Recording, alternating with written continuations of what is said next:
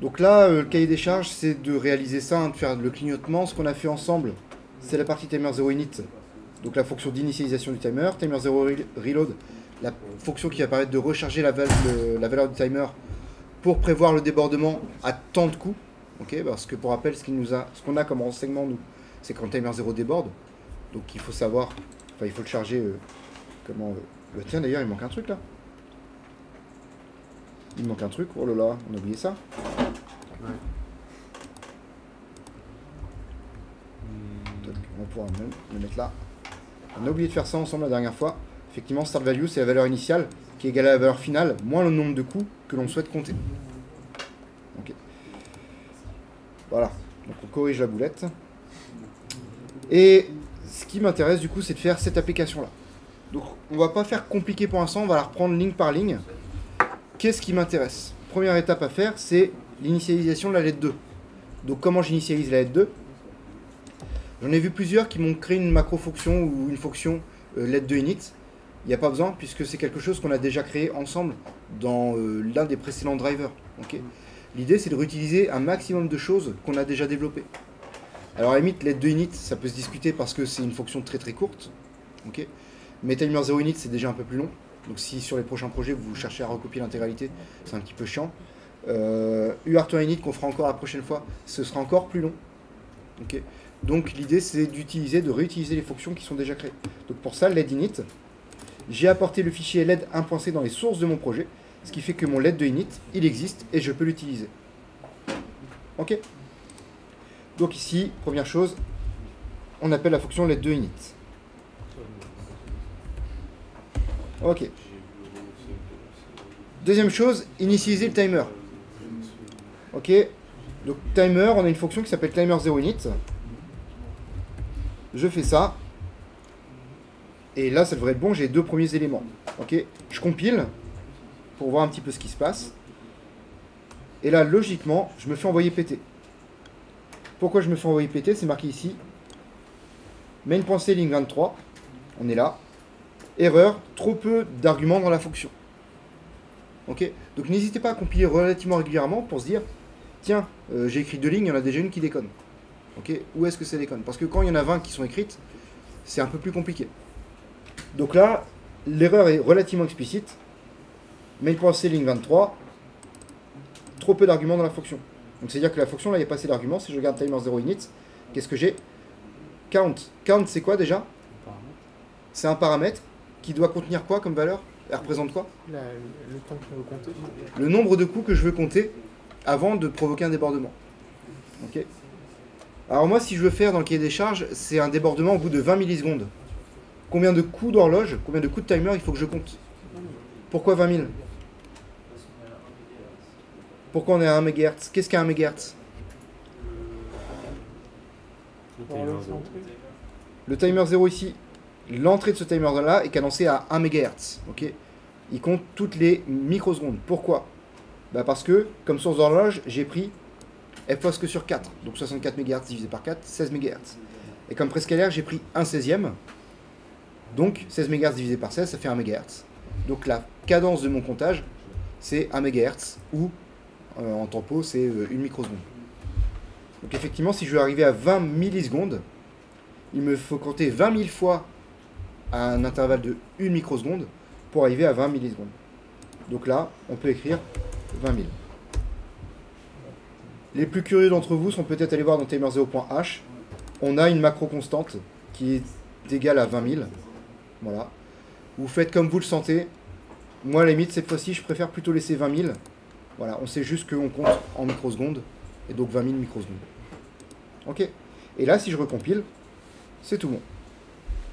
Ok là-dessus? Donc ça, c'est la partie timer 0, initialiser la lettre 2, initialiser timer 0, c'est nickel.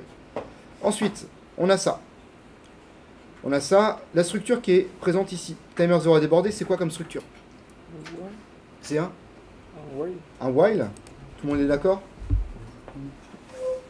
Ah ben c'est pas un while. C'est un if.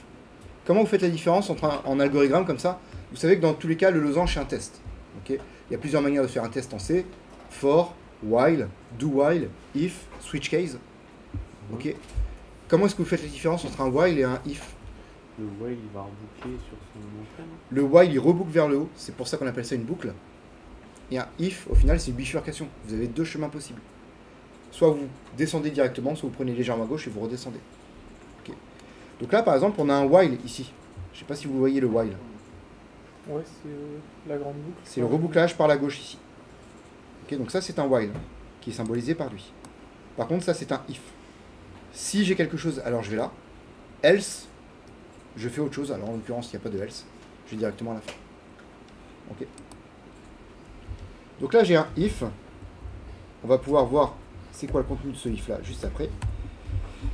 Et le else, bah, j'en ai pas. Voilà, le else, je passe ici. Donc la question c'est est-ce que le timer 0 a débordé? Comment je peux savoir si mon timer 0 a débordé? Deux manières. Ouais. Avec la sortie du timer, quand mon timer 0 il déborde, j'ai un post scalaire qui est ici. Donc nous on a réglé à 1 sur 1. Donc au final il n'y a pas de changement de fréquence. Et derrière, bah, soit j'alimente un périphérique, ce qui n'est pas notre cas. Soit j'alimente une broche, ce qui n'est pas notre cas non plus. Soit j'alimente T0 out, qui est au final, on va dire, la sortie interne du timer 0. Ou alors T0 IF. Donc c'est ces deux éléments-là qui vont m'intéresser. Le premier, ce que tu m'as dit, c'est timer 0 output. On va regarder ça. Timer 0 out, c'est la sortie du post scalaire. Ok. Il toggle, il change d'état à chaque fois que TMR0H, TMR0L déborde. Ok. Donc à chaque débordement, il change d'état. Donc ça m'embête un peu parce que c'est-à-dire que la première fois qu'il déborde, il passe à 1, la deuxième fois qu'il déborde, il repasse à 0. Donc c'est un petit peu embêtant à suivre. Il faut que je surveille deux niveaux différents. Ok. Mais bref, ça reste une possibilité. L'autre possibilité, on l'a évoqué. Ouais. On n'a pas un détecteur de flux sur Pas hardware. Donc il faudrait le faire software. Comme je t'avais expliqué, tu vois, il faut que tu prennes l'échantillon actuel et que tu compares à l'échantillon précédent. Et s'ils sont différents, c'est-à-dire qu'il y a eu un front. Donc ouais, TMR0 out, première option. Deuxième option, c'est TMR0 IF. Qui est quoi? Qui est 7, donc qui est mis à 1 quand TMR0 out toggles. Donc si je fais le lien avec le paragraphe précédent, TMR0 IF passe à 1 quand TMR0H, TMR0L déborde. Donc ça peut être intéressant. Si vaut 0, c'est-à-dire qu'il n'a pas débordé. Si vaut 1, c'est-à-dire qu'il a débordé. Donc c'est lui que je vais regarder plutôt. Ok. TMR0 IF, vous avez peut-être cherché là-dedans. Dans les registres du timer 0, on ne le retrouve pas. Ok. On peut faire un CTRL F dans la datasheet TMR0 IF. On cherche et en fait on va le voir apparaître à quelques endroits, notamment cette partie-là. Le registre PIR0. C'est quoi PIR0? Je clique dessus. J'arrive dans le chapitre qui s'appelle chapitre numéro 14. Interruption. En fait, si on regarde bien, tout ce qui est lié aux interruptions est centralisé dans un chapitre du PIC 18. C'est un choix techno, hein, un choix technique de microchip. Pour d'autres composants, par exemple le MSP430 de Texas Instruments, tout ce qui est lié aux interruptions du périphérique, c'est dans le même paragraphe, dans le même chapitre que le périphérique en question. Okay. Microchip, eux, ils ont décidé de tout regrouper dans un chapitre, au final, qu'on pourrait appeler contrôleur d'interruption. Comme ça, ça fait le lien avec ce qu'on a vu en cours. Okay. C'est là où vous allez avoir tout ce qui est contrôleur, enfin, autorisation des interruptions ou pas. Donc moi, je parlais de lui là, TMR0, non, TMR0 IF, il est là, dans le registre PIR0. PIR0, c'est-à-dire quoi? Peripheral Interrupt Request, flag. Donc vous voyez qu'il y a une petite ambiguïté entre ce que Microchip appelle Interrupt Request et Interrupt Flag. Moi, j'essaie de lever cette ambiguïté-là, enfin de bien discerner les deux en cours, mais Microchip le fait pas, c'est comme ça. Ok, mais TMR0 IF, si on va le lire, c'est marqué quoi? TMR0 Interrupt Flag. S'il vaut 1, qu'est-ce que c'est? C'est qu'il y a eu débordement. S'il vaut 0, il n'y a pas eu débordement. Ok. Petite remarque sur le 1, c'est quoi? Il faut le remettre à 0 après le débordement. Logiciellement, c'est au développeur de le remettre à 0. Ok. Il y a des périphériques où éventuellement vous allez faire une opération, le flag va repasser automatiquement à 0. Là, non. C'est à nous de dire j'ai vu le flag et donc je mets à 0. Ok. Je reprends l'analogie avec l'arbitre de terrain et l'arbitre de touche.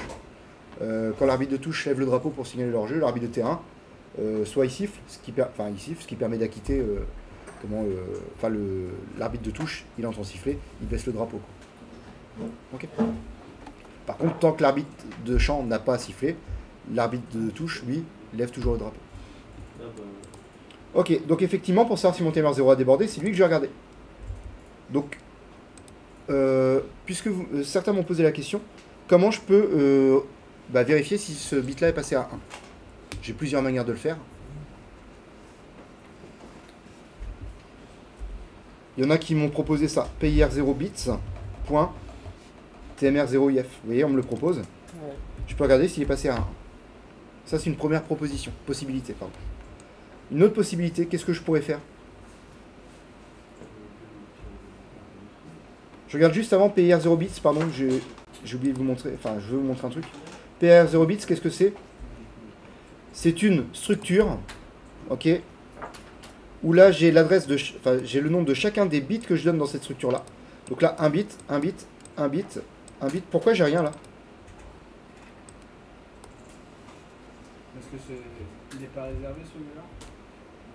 C'est ce bit-là. Ok. Ça permet que le bit qui suit soit vraiment à la bonne adresse, dans sa bonne case, en gros. Ok. Et TMR0IF. Et qu'est-ce que je peux voir ici? PR0 bits, c'est quoi ça? À votre avis, le ECA? L'adresse de la banque. Pas que de la banque. La banque, elle est là. ECA. L'adresse de Pierre 0. L'adresse de Peer 0, si je regarde, Peer 0, son adresse c'est ECA. Donc c'est effectivement un registre qui se trouve dans la banque numéro E, la banque numéro 14, et dans cette banque-là, il est dans la case numéro CA. Ok, autre manière d'écrire, c'est quoi? J'étais où? J'étais là. Autre manière d'écrire, je peux éventuellement faire directement ça. TMR0IF. Là, si je fais un clic dessus, il me dit que c'est autre chose. TMR0IF, il me dit que c'est à l'adresse de Peer 0. Donc si je reclique, Peer 0, c'est ECA, toujours. Et donc, à l'adresse de Peer 0, plus 5.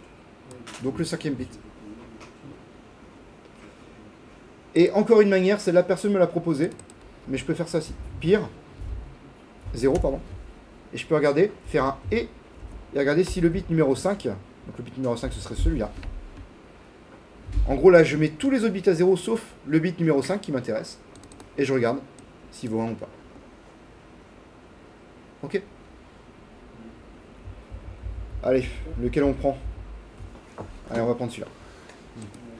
Ok, donc ça me permet de vérifier est-ce que timer 0 a débordé. Ok. S'il a débordé, que dois-je faire? D'après mon cahier des charges ici, acquitter. Donc l'acquittement, en fait, ça consiste à quoi? Ça consiste en quoi?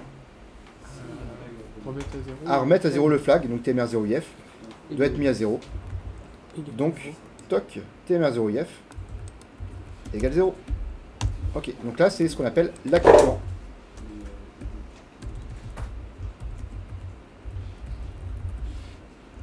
Ok. Ah, il y a bien un C dans acquitté. Ouais. Ouais. Ok, ensuite, recharger timer 0. Qu'est-ce que c'est ça? Reload, timer 0 reload. Timer 0 reload. Avec la valeur ah, j'en ai. Je remets la valeur à laquelle je veux recharger. Donc le nombre de coups que je veux avant le prochain débordement. Donc on revient à 20 000. Et ensuite, clignoter la LED 2. Donc clignoter la LED 2, il y en a qui m'ont fait, si la LED 2 est éteinte, alors je l'allume, si la LED 2 est allumée, alors je l'éteins. C'est une possibilité, mais c'est un petit peu long. Ok.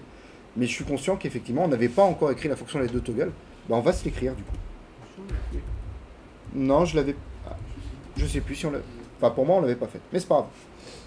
LED 2 toggle, toc, je l'ai là-dedans dans gpio.h. Puisque c'est là où on a LED 2 on, LED 2 off. Et comment on ferait LED 2 toggle? Avec le tilde. Avec le sort. Il y a plusieurs manières de faire. Donc, il y en a qui ont fait avec le tilde, effectivement, en faisant en gros lat A4 est égal au complément de lat A4. Ok, c'est une possibilité. Une autre possibilité, je vais faire avec les 3 toggles. Une autre possibilité, ce serait quoi? On peut mettre un point extérieur aussi. On peut mettre d'abord un point d'exclamation directement. Ouais, ça devrait marcher même si je suis moins fan, dans le sens où ça va vraiment complémenter le bit. Ça, c'est un complément logique. Donc il y a une petite différence à partir du moment où tu commences à parler de registre, de valeur à proprement parler.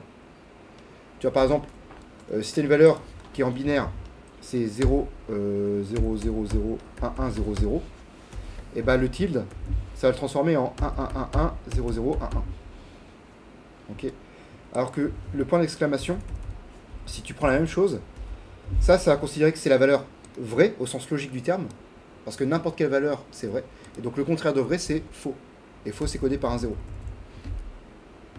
La différence, elle est là. Par contre, si tu recomplémentes derrière, et ben là, tu reviens sur la même chose. Et l'autre, Voilà. Par contre, là, tu vas sûrement revenir sur un 1, j'imagine. Ça dépend comment est implémenté le vrai dans le processeur. Parce que moi, j'étais passé avec la structure, avec le lat bit direct. Alors, avec la structure, ouais, ça marche. Et en fait, même avec ça, même avec lat A4, ça fonctionne parce que lat A4, encore une fois, on s'adresse à un bit en particulier. Donc ça fonctionne. Mais c'est juste que à partir du moment où tu parles de registre, de valeur, là, ça devient un peu plus touchy. Et donc, enfin voilà, il faut que soit bien clair la différence entre le tilde et le point d'exclamation. Le complément binaire et le complément logique. C'est comme la différence entre le et le et. On a un et bit à bit ou un et logique. Sinon, une autre manière de faire, ce serait effectivement lat a bits est égal au contraire de lat a bits lat a bits point lat a 5 par exemple. Je vais y arriver. Voilà, ça c'est une autre possibilité. Pour le lat 4 toggle, on pourrait faire encore une autre possibilité éventuellement. Si je reprends ça, c'est des masques logiques.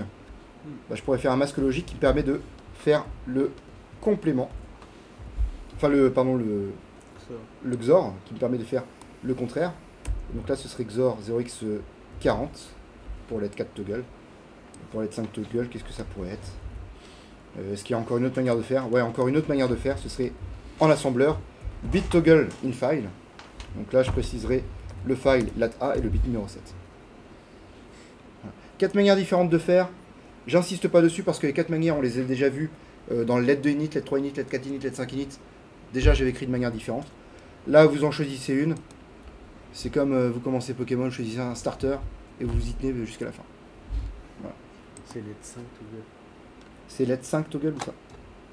Lat 5, merci. Ici.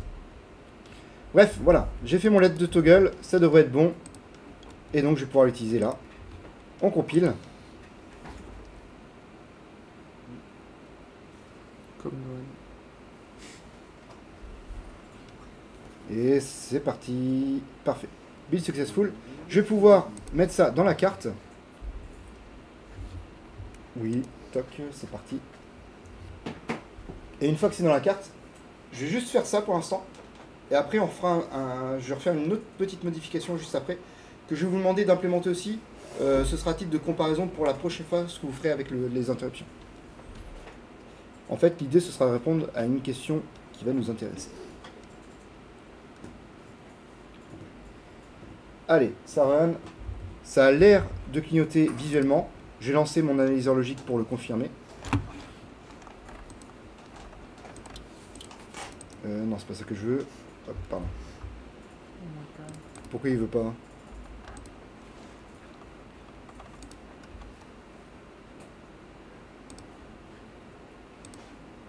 Donc on va déclencher comme ça. Ok, ça déclenche. Si je dézoome.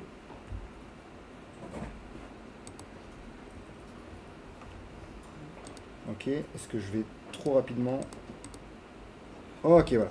Là, je zoome. Toc, je vous le mets en joli pour vous. Je suis quasiment à 20 microsecondes, 20 millisecondes, pardon. C'est pas mal. Ok. Les deltas que vous allez avoir, là, quand vous êtes sur le timer, normalement, logiquement, c'est à peu près carré. C'est que en fait, l'oscillateur interne, il n'est pas à 64 MHz, il est un petit peu plus, quoi. Donc ça, c'est les inconvénients de l'oscillateur interne sur le microcontrôleur. C'est qu'il est moins précis.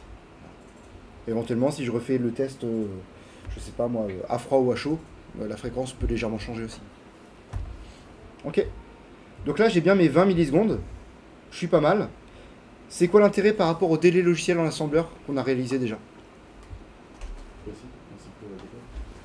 c'est plus répétable, pas sûr. Non, on décharge. En le tout cas, c'est CPU. plus facilement modulable.